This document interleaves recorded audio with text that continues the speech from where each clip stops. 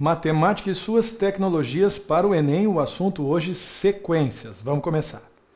Quando a gente fala em sequência, a gente está falando simplesmente de uma lista de números regidos por uma lei de formação comum, uma regra comum para a construção de cada um deles.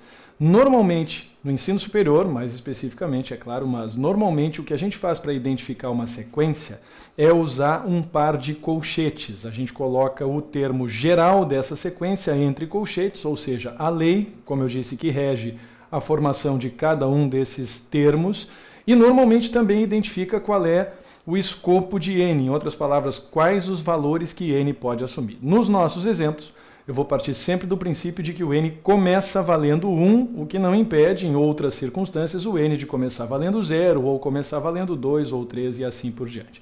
Como o n é um índice, porém, é sabido que ele sempre vai assumir exclusivamente valores naturais, para que a gente possa indexar os termos dando saltos unitários. Muito bem.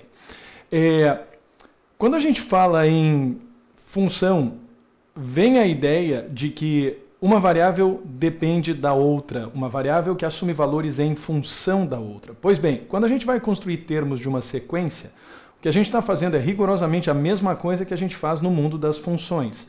A gente está determinando valores a partir de índices, ou seja, quando a gente calcula um termo AN qualquer de uma sequência, a gente tem que ter consciência de que esse termo é função de n, ou seja, varia de acordo com os valores que a gente atribui para n. E ao contrário do que muita gente pensa, uma sequência não precisa, em hipótese alguma, ser exclusivamente aritmética ou geométrica. Existem muitas outras sequências no mundo que são geradas a partir das mais variadas operações. Eu trouxe para vocês um bom número de exemplos para a gente discutir o comportamento dessa lei de formação em vários contextos diferentes. Começando por AN igual a 2n, lembrando sempre que o nosso primeiro n, nesses exemplos todos, vai valer 1. Se eu for calcular o primeiro termo, eu vou multiplicar 2 por 1, o resultado vai ser 2. Se eu for calcular o segundo termo, 2 vezes 2 dá 4. Para o terceiro termo, 2 vezes 3 dá 6. Para o quarto termo, 2 vezes 4 dá 8. Vocês observam aqui na lista que o resultado disso é uma sucessão de números exclusivamente pares. E essa expressão 2n é uma expressão notória, reconhecida no mundo da matemática como responsável pela geração de números pares. Não custa nada fixar isso, lembra, 2n gera uma sucessão de números pares. Se eu subtrair uma unidade de um número par, evidentemente eu estarei visitando o número ímpar anterior. Então repara o que acontece quando a lei de formação é 2n menos 1. Eu tenho que o primeiro termo vai ser 2 vezes 1 menos 1, que vale 1. Eu tenho que o segundo termo vai ser 2 vezes 2 menos 1, que vale 3. Observa, é a mesma coisa que função. Tu só substitui o n pelo índice em questão. Para gerar o terceiro termo, 2 vezes 3 menos 1 dá 5. Para gerar o quarto termo, 2 vezes 4 menos 1 dá 7. E, evidentemente, a sucessão de números correspondente a essa sequência representa exclusivamente números ímpares. Expressões do tipo 2n menos 1 ou alternativamente 2n mais 1 sempre revelam números ímpares na medida em que os dois vizinhos de um número par sempre são, evidentemente, ímpares. Muito bem, mais um exemplo de sucessão de sequência 5n. Repara, se eu multiplicar 5 por 1 dá 5. Se eu multiplicar 5 por 2 dá 10.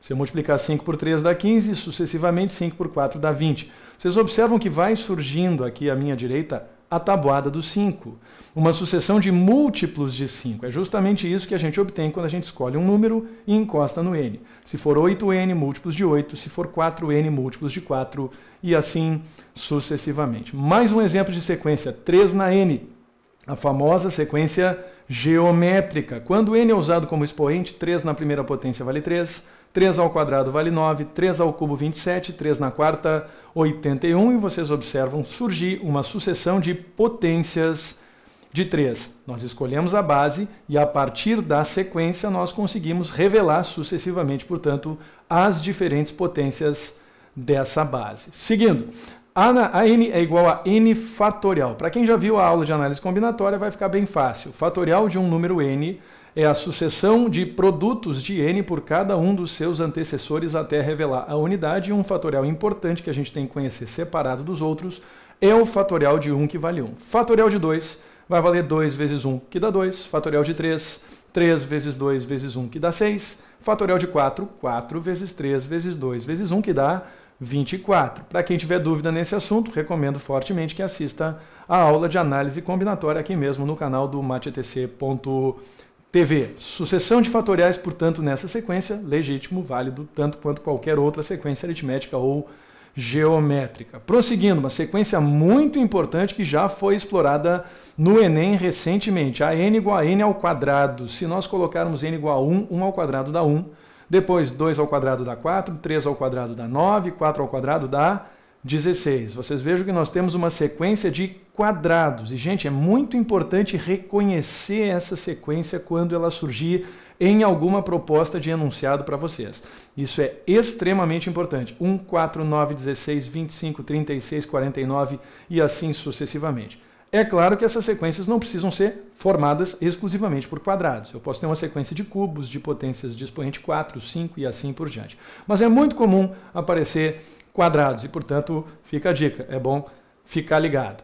Para finalizar, 1 sobre n, a sequência harmônica, a sequência dos inversos dos índices. 1 sobre 1 dá 1, 1 sobre 2, 1 meio, 1 terço, 1 quarto e assim sucessivamente.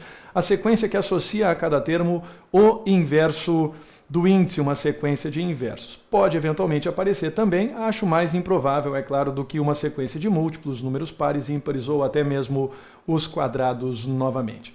Certo? Essa foi a aula de sequências, bem breve, como eu falei. Espero que vocês tenham curtido e a gente se vê na sequência. Um abraço, tchau!